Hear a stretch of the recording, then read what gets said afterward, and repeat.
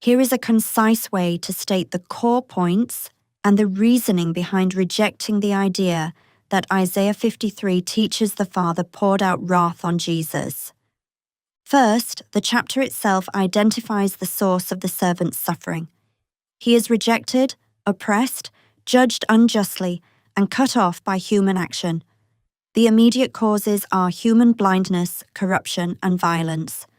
The text describes social injustice, not divine thunderbolts.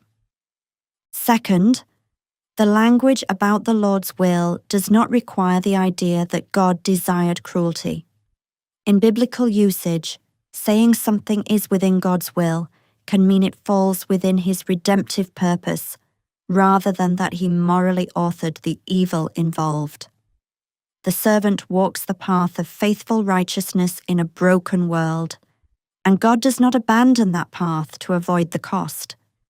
Instead, He turns the suffering that results into the means of restoration.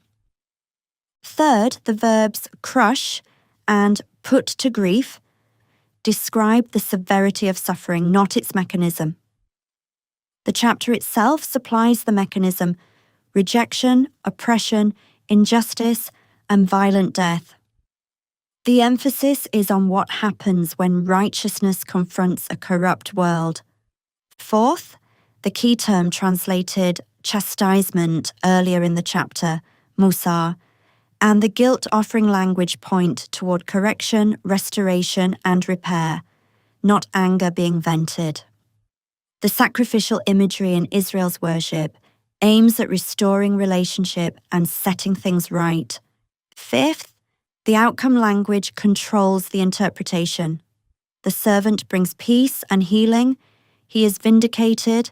He sees the fruit of his work. God's purpose prospers. The suffering leads to restoration and life, not merely punishment. Sixth, seen in light of Jesus, the cross reveals two realities at once: what sin does when it confronts goodness, and what God is like when faced with human evil. Jesus embodies faithful righteousness.